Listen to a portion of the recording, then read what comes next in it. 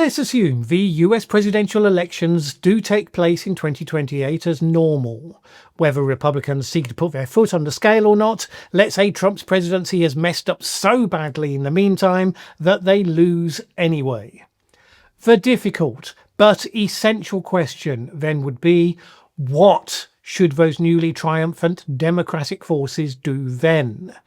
You have a country right now whose guardrails are being dismantled, where executive power is being maximised, where the path towards autocracy has been well laid out. By the time of 2028, you've got to imagine it will have been significantly traversed.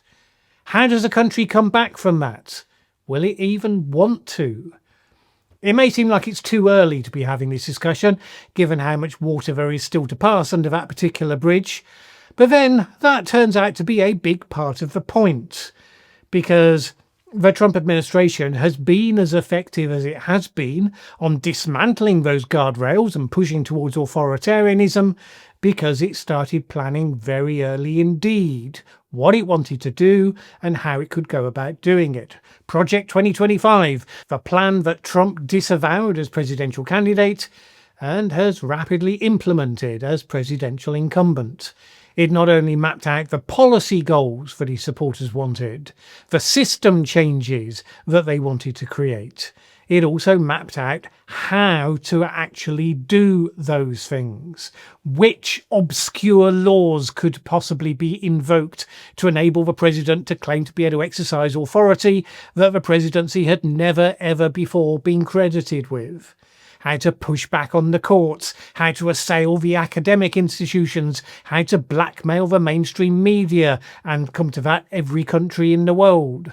Yes, it was a pretty toxic program, but the toxicity didn't come from the principle of being clear what you were going to do and putting in the hard work in identifying how you could maximize the chance of succeeding.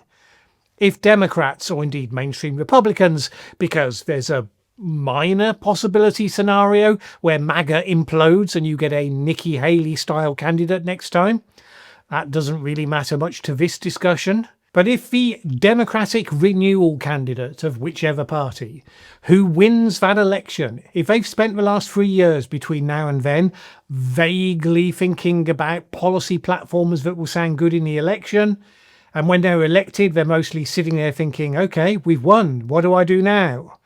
Obviously, that is not going to get this particular job done. It doesn't have to be one think tank non-profit coming up with one plan. Maybe there'll be 3 or 4 competing programs, but the new president will need to have enough of a plan to draw on to hit the ground running and to get as much done as quickly as possible.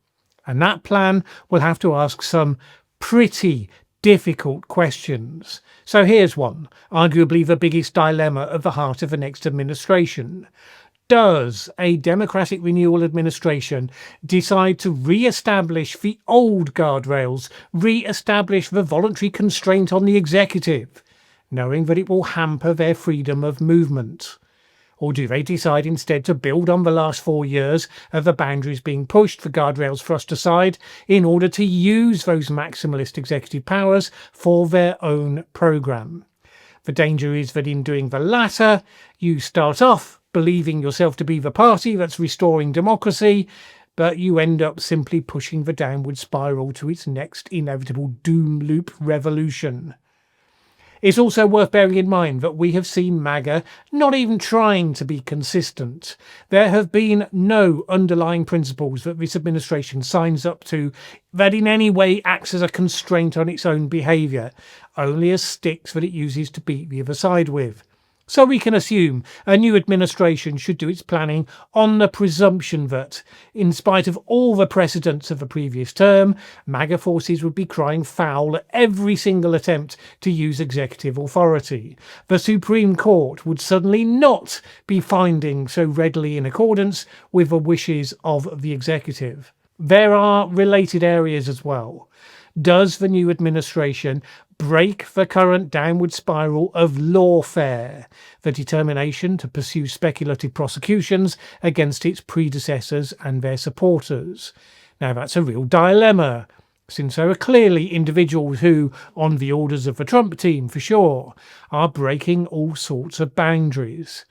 If you were so minded, there would be plenty of people to go after. The question is whether in so doing you simply hasten the destruction of the system you're trying to rebuild. Now that could be a maddening constraint to have to engage with. People who broke their oaths of office to do pretty nefarious things. The instinct, of course, is to declare the slogan "nobody is above the law" and to hold them to account. But there are costs and consequences of doing that. Maybe those costs are worth paying, but all the more reason why the new team must have spent a lot of time working through that dilemma before gaining office. Now, those are procedural questions.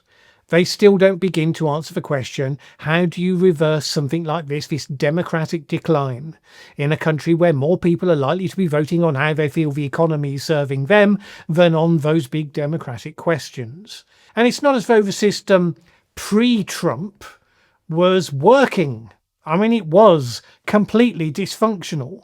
At best, you had a gridlocked legislature, half of the executive shenanigans engaged in by various administrations back to the Clinton era were to try to find ways to get stuff done, in spite of congressional paralysis. You had a deeply divided political culture from that point as well, all the ingredients that have made America the total political mess that it is today. So just saying Trump abolished the Department of Education, so we will re-establish the Department of Education exactly the way it was before. Trump abolished USAID, we will put all of the USAID programs back just the way they were before. And so on and so on. You would need as clear an analysis of what was wrong with the old system as they had. I mean, it would probably be a different analysis, but it should be clear-sighted. And then you'd consider what should be rebuilt in the form that would make it fitter for the future.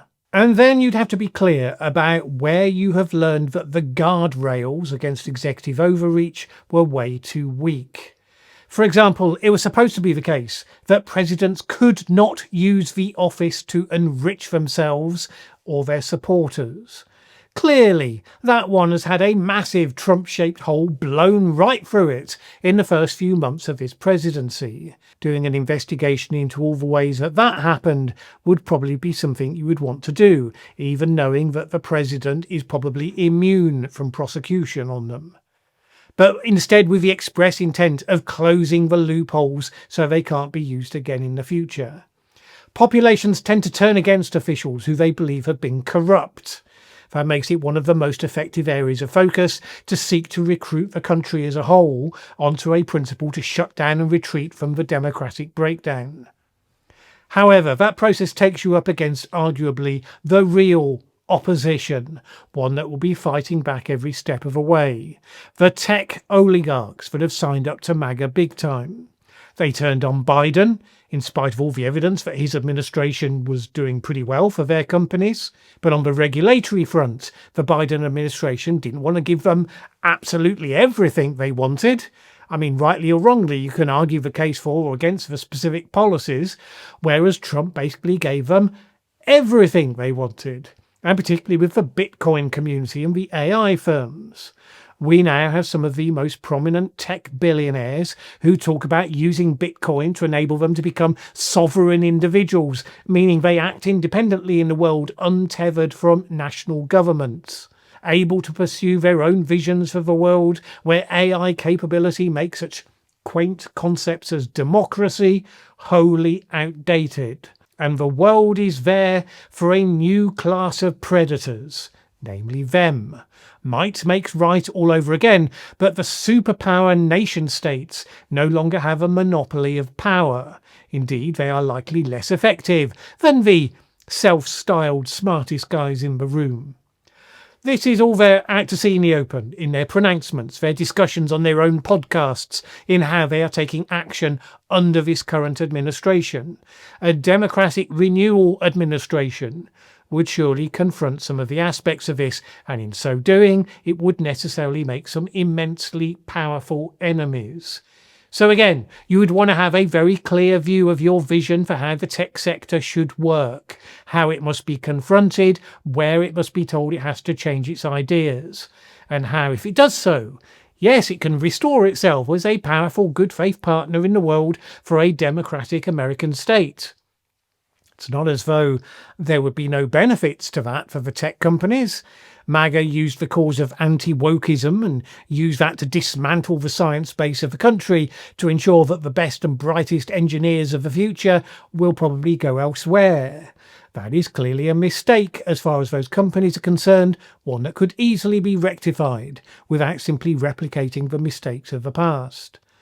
But even with such benefits, it will be a fight, a pretty big deal. And it might well be the failure of the attempt that would be the moment where we discovered it was too late. And we've lost democracy, not to Trump, but to Thiel and Musk and Andreessen and Zuckerberg and Bezos and all of the others. So that's food for thought. Another big question for a new administration would be whether it continues to play on the politics of division, which is America's current civil war mindset on both sides. Outrage at what the other side just did. It's such a viral pitch. It's how social media works at its core. Can you actually stand against it, brutal as it may be? Or do you decide that actually core to democratic renewal has to be cultural renewal? Winning the culture wars was never about having more viral memes to make MAGA look terrible than they had viral memes designed to own the libs. Because everyone has been losing that game. Winning the culture wars is surely about turning the politics of division into the politics of unity. Celebrating the things that all Americans have in common, telling the human stories of Americans overcoming obstacles, helping each other, and particularly across the political divide, framing the policies that can help them to do exactly that, doing so in ways that are compelling and engaging, not worthy and dull. There are plenty of viral videos that attest to the possibility of that sentiment. Because if one side is telling you to hate people so as to give government permission to crack down on them, and another is telling you to see the things that you have in common with each other, to stand together to make America better for everybody, I would suggest that is actually a winnable battle if it is done well. It has to embrace everybody. The exact thing that Democrats have kind of lost the country for failing to do in recent years. You'll remember the advertising campaign, Trump is for you, Kamala is for they, them. It was dishonest, but it worked intuitively because it tapped into how identity politics had backfired against the left. But if a divisive figure like Trump can persuade some people that he cares about them, it's making the potential prize visible right there. And it also has to reject the negative excesses of its own side. Silence in the face of such excesses communicates approval. Now look, I'm a non-partisan, non-American exploring what it seems to me it would take to reverse course for America's slide to authoritarianism. It's highly likely there are cultural beats that I'm missing. Certainly these broad brush ruminations would have to be transformed significantly by very smart people working through their own version of Pre-Democracy Project 2029. But what we certainly should be able to agree on is that a new administration will fail if it comes in on day one with more or less a blank slate on most of the big questions, the ones that we've touched on in this video. There are other things to consider, that actually no single administration can reverse the current slide, and we need to look towards, for example, the parallels with the America of the 1920s, where there were actually a lot of similar features to the current day. And those features led into tough times, but there was not civil war, and there was not outright dictatorship. There were new institutions that helped the country find its way through the darkest times. Those institutions were non-governmental, so maybe a topic for another video. What did I miss? What did I get wrong? Let me know in the comments below.